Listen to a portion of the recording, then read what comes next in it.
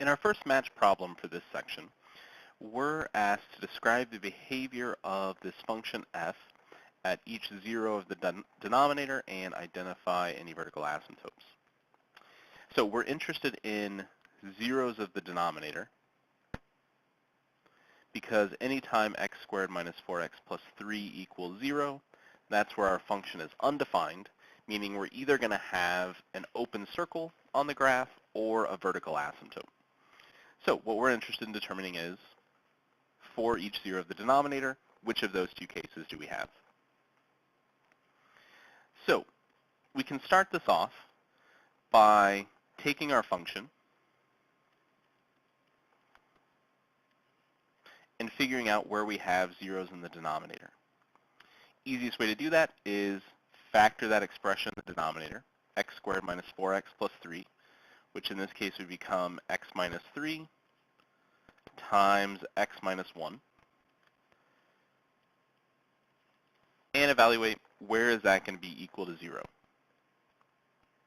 So in this case, we would get zeros whenever x equals 3 or x equals 1. So these are the two values that we need to be concerned with. We're going to take the limit of our function as x approaches 3 and as x approaches 1. So let's start by taking the limit as x approaches 3 of x minus 3 over x minus 3 times x minus 1.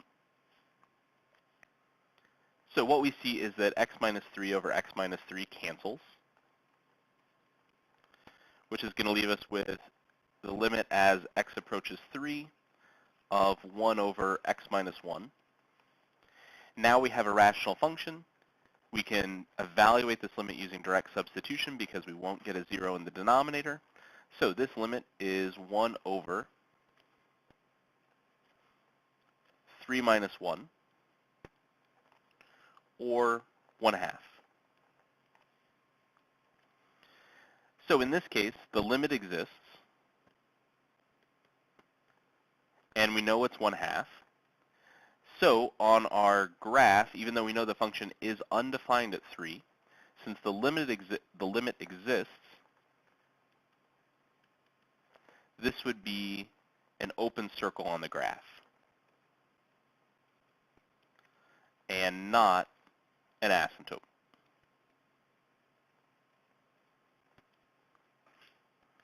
So the function is undefined, undefined at 3, but if we were to trace that graph from both the left and right-hand side, we'd be approaching, even though we never equal to it, approaching this function value of 1/2.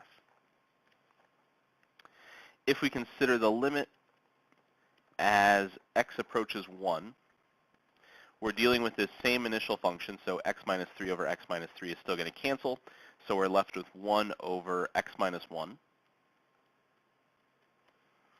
This we can't evaluate through direct substitution, because if we tried, we get 1 over 1 minus 1, which would be 0.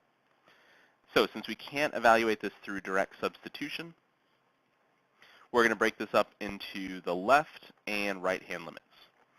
So we'll start by considering the right-hand limit, the limit as x approaches 1 from the right-hand side of 1 over x minus 1. So what I'm going to do is something that's like direct substitution, though not quite the same thing. I'm going to be very specific to not put an equal sign here and just draw this arrow, which is kind of an informal notation. What I'm about to write is not an equivalent statement.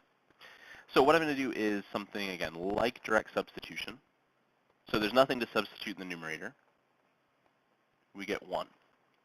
If we substituted 1 in the denominator, we would get 1 minus 1, which is 0. But in this case, we're considering 1 approaching from the right-hand side. So we're starting from positive infinity and working our way down.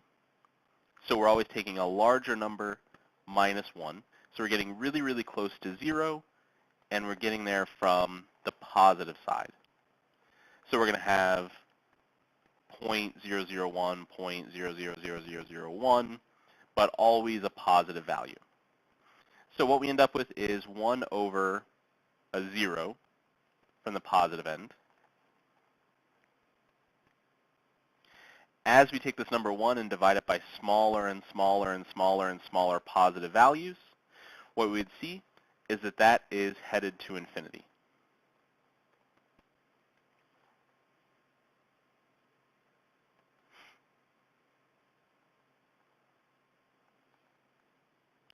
So as soon as we get positive infinity, that's enough for us to know that we have a vertical asymptote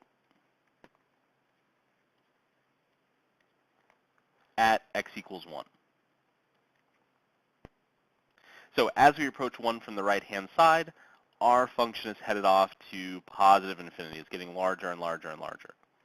But that only gives us half the story. We know that we have a vertical asymptote, but what we don't know is what's happening as we approach 1 from the left-hand side.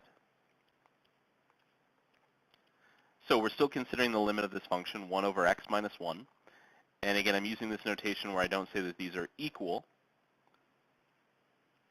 but this is approaching a value of 1 over, again, 1 minus 1 is still going to be 0. But if I'm approaching 1 from the left-hand side, it means I'm starting with a smaller number and then subtracting 1. So we're getting closer and closer to 0, but those values are all going to be on the negative side of 0. So if you took 0.5 minus 1, you get negative 0.5. If you took 0.75 minus 1, you'd get negative 0.25. So we're getting closer to 0, but negative. So as we take 1 and divide it by values that are getting closer and closer and closer to 0, in this case, a number very close to 0 but negative, this is leading us to negative infinity. So again, either of these results is enough to tell us that a vertical asymptote exists, but what we can see is the graph has different behaviors as we approach from the different directions. And you could plug this original function into your graphing calculator, and you could observe this behavior as well. And we can also state that since the one-sided limits are different,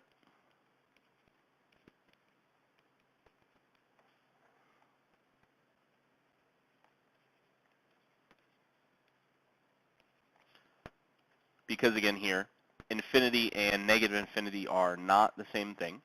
Since those two limits are different, then we would say that the limit as x approaches 1 of our original function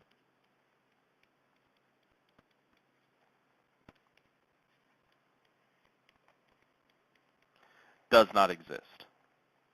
So the limits have to match up in order for the limit at that point, or as x approaches that value, to exist. So in this case, we would say does not exist because the right-hand limit does not equal the left-hand limit. So we have a hole in the graph as x approaches 3. As x approaches 1 from the right-hand side, we have a vertical asymptote because we're headed to positive infinity. As we approach 1 from the left-hand side, still that same vertical asymptote, but our function is headed in the negative direction.